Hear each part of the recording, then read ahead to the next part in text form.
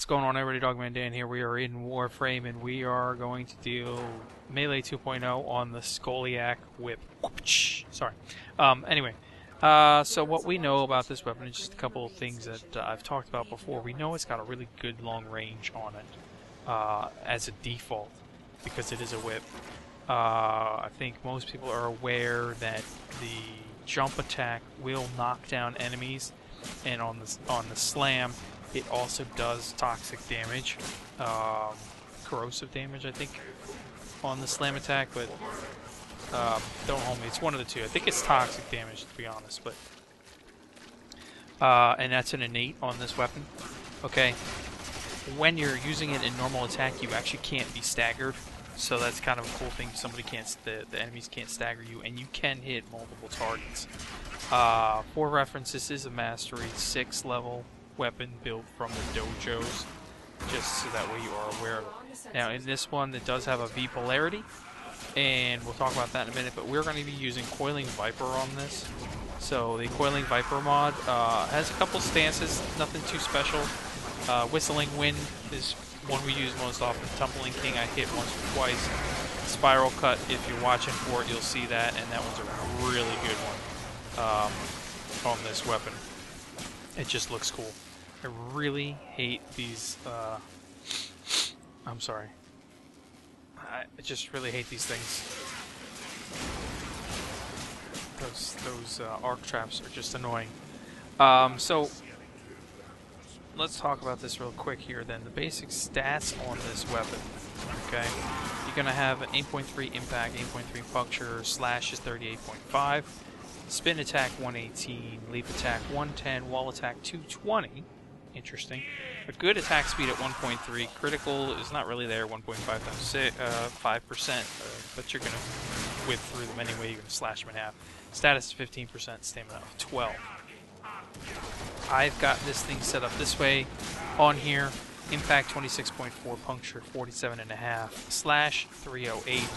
Corrosive is my element on here. I just decided to go straight corrosive with it. 369.6. Spin attacks up to 1609.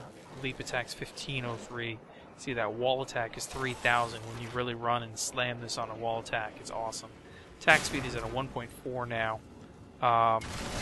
Critical stayed the same. Status chance I moved up to 24%. Stamina is up to 13.8. It's 211 Conclave. So, B slot polarity, we go right in for pressure point. We should go ahead and put that in there. 120% additional melee damage off the base of this weapon. And then what I'm also going to do is I'm going to add in a spoiled strike. While I'm going to get that 20% decrease, I get another 100% damage increase. So we're really bringing up the damage again. In addition to that, I'm actually using rendering strike, bringing up more base damage, 60% additional slash damage, 80% additional puncture damage. As you can probably see, I'm trying to bring up all that base damage that I really can. Jagged Edge I added in here as well, another 90% to the slash damage. So bringing up that slash damage as much as I can, so that way when I throw in the elemental, we're going to have a really good base to build up the elemental number as well, so it's almost even, as you saw when I was first showing it to you on my stats.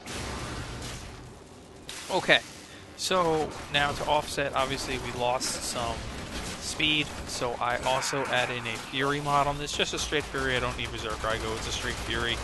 30% attack speed additional back into this, so that brings it up to what it was, and then slightly higher, which is a good thing. I've almost gotten myself killed. I need to hide in the corner for a minute here. This is just my stupid me. But okay. So, and then what I did is I'm going to add in my elementals. I'm going to actually use a Voltiac Strike on here just because I have it, 60% electrical damage, and increase my status chance. Though this is not really a status heavy weapon, it's not a important card, and I'll give you some alternatives to it here in a minute. In addition to that, I add a Shocking Touch to my weapon, giving me another 60% electrical damage, so 120% electrical damage increase. And then on top of that, to create my corrosive and make it bigger, I'm going to go ahead and add 90% poison damage to this, the Fever Strike mod, which will help me enhance my corrosive. Of course, we know this does even better with Slam Attack now because we're just adding to the innate that's already there.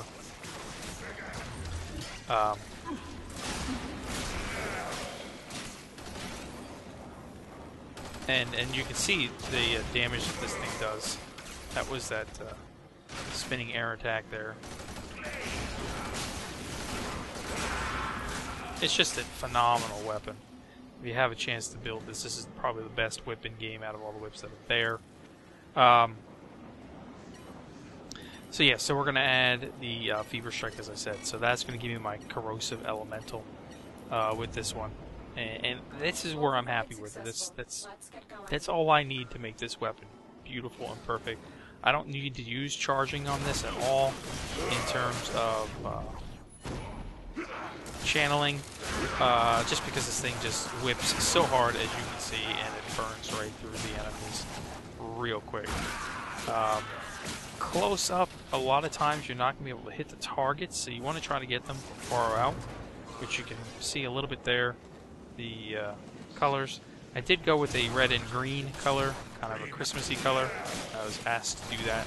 I think my color should be flipped around the other way, where it's green over the red, but you know, I can be backwards sometimes, right? So now, if you don't have a Voltiac Strike, here's a couple things I'm going to recommend to you that you can replace that with and still be viable. You could add Focused Energy, giving you a channeling efficiency on there if you want to. Especially when you get to the higher levels, you could still utilize channeling from time to time, and you get that extra 60% electrical damage.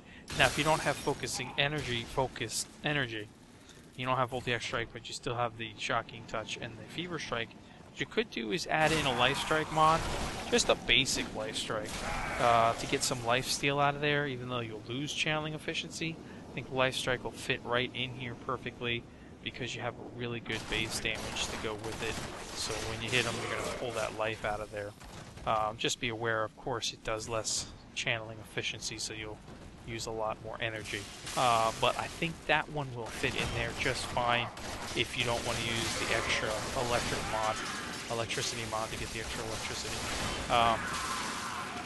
You're not really going to lose much damage, so it's still going to be a good setup that way. Now, my build again, let me just show it to you one last time.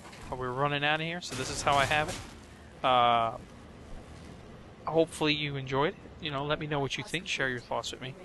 If you have any comments or anything, just leave them below. If you like this, hit that like button for me. Subscribe if you're not subscribed.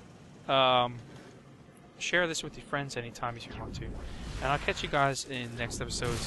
Thanks for watching. Thanks for sticking around. And we will talk to you soon. See ya.